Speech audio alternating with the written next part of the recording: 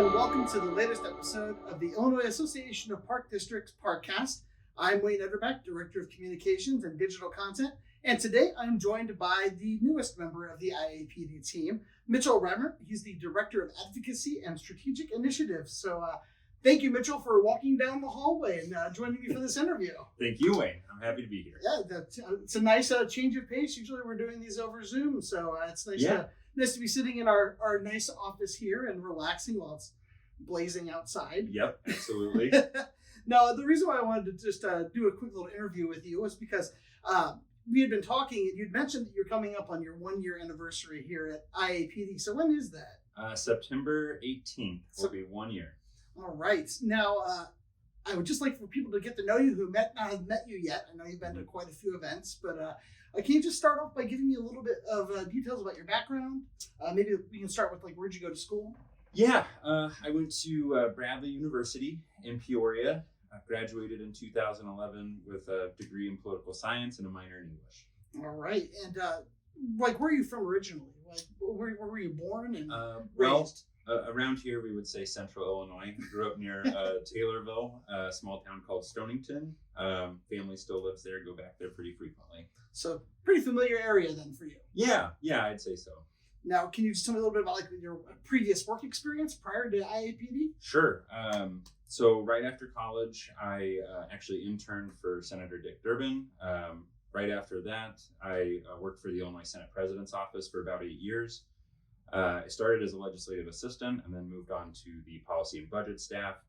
And that required me to analyze bills, and my area was the local government committee. So what's that transition then been like coming over to IAPD in your new role? Well, it's been exciting. I've been familiar with IAPD and members of the IAPD team for about 10 years now through my work with the Senate. Right after the Senate, I worked for another association representing municipalities. When I found out about the opportunity here, I jumped on it because it's a very exciting opportunity for me. Now, what are some of the things you've discovered since you joined IAPD? I know when I joined, I learned just a mountain of information that previously I didn't know anything about. But what have you kind of learned over the past year? Well, what I would say, I'm a legislative guy. Legislators love their park agencies. And everyone that I've met so far, they love their park agencies. There really is a sense of just doing a public service when you work in parks and recreation. That's something I really respect and appreciate. Now, what are some of the duties that you have here? What are some of the things you're working on right now or things that you've completed? Sure. So primarily part of my job is to represent the association and our membership at the General Assembly, advocating for and against legislation, working with our joint legislative committee to pass bills that they have approved. Another focus since I've been here has been finding and promoting grant opportunities for our member agencies. As I think everyone knows, park agencies really utilize a lot of grant funding. So making sure that they're aware of the latest opportunities is kind of a big component of what I do. Now, you mentioned dealing with legislation and legislators. What are some of the biggest challenges do you feel like park districts and conservation, recreation, special recreation agencies are all facing right now? Well, funding is always a big issue. One thing that I have found in my past year here is that a lot of our members are really their own best advocates. One of the best things I hear at the Capitol from legislators is, oh, I know my directors. Oh, I know my park board. I love my parks. And I find that a lot of our members have fostered really good relationships with their legislators, which makes it easier to go and ask them for things and also to tell them when they're proposing something that might be problematic. I was going to say, I feel like everyone loves parks, so it's a natural fit that everybody would want to make sure that they stay as great as they can be.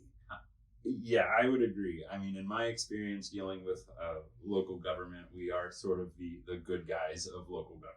It's kind of hard to have a problem with your park. Now, what are some of the things you hear from legislators just about park districts? You mentioned that they all kind of have these relationships, but just in terms of somebody here at IAPD, what are you hearing? Well, IAPD has in my opinion, a sterling reputation at the Capitol. They know that we are honest and that our members are trying to do good in their communities. So like I said, what I hear a lot is, I love my parks, and also, what do you need? Which is great to hear. Where other groups aren't as fortunate, I would say. Now, what's the experience like, though, heading over to the state capitol, making those connections? I'm sure you had some connections already, but how do you get in there and start the conversation and kind of position yourself to get in front of some of those legislators? Well, this has been an interesting year. We just had an election last year, so there's almost 40 new legislators at the Capitol. And this is also one of the first in-person sessions they've had in a number of years due to the pandemic.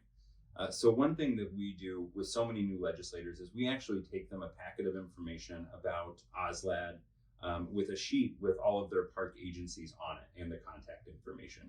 And that's usually how we get in the door and start that conversation with a legislator, saying, here are your park agencies, they are members of ours. Please let us know if we can be helpful in facilitating conversations between you. And they seem to appreciate that. That's how we get off on the right foot. Absolutely. Now, another thing, since you've been here a year almost, you've been to many of our events.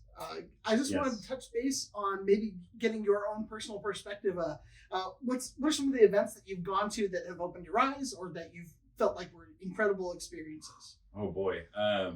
Well, obviously our conference, the Soaring to New Heights conference, is just incredible to see so many elected officials and professionals gathered under one roof, learning about the latest and greatest things in the world of parks and rec. We also do our legislative breakfast. I've been to almost all of those. We do those during the spring session. I think we did 12 or 13 this year. The legal symposium, which this year's is coming up.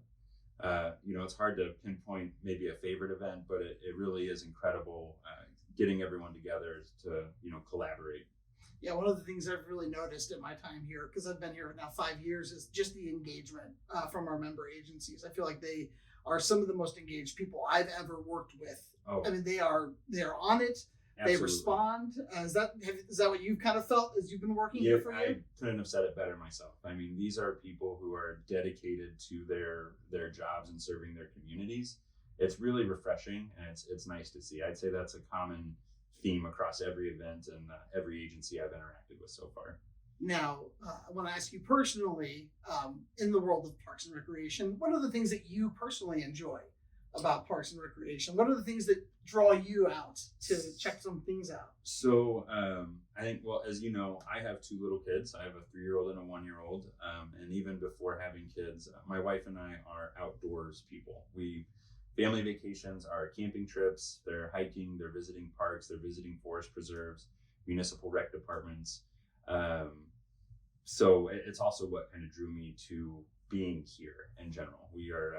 We're outdoorsy people, I would say. I think just the world of recreation and being able to enjoy the outdoors is something that we could all benefit from. Absolutely. All right. Now I have just one more question for you. I just want to get, what's one fun fact about Mitchell Remmert? If someone wanted to know you a little bit better, who wanted to kind of get a little glimpse into who you are, what would that fact be? Oh boy, I was worried, that we were not going to have any tough questions today. But I play the ukulele. Really? Yeah, there's a fun fact for you. All right.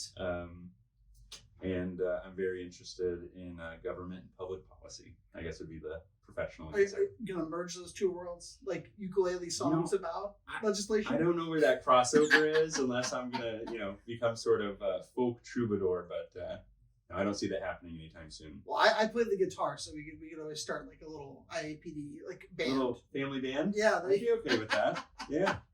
Well, that's a fascinating fact. So, if you ever see Mitchell out and about, please ask him about his ukulele skills. Apparently, he's got some talent there. But yeah, I appreciate you just taking some time to sit with me today and chat a little bit about your experience so far. And I can't wait to see what we do in this next calendar year.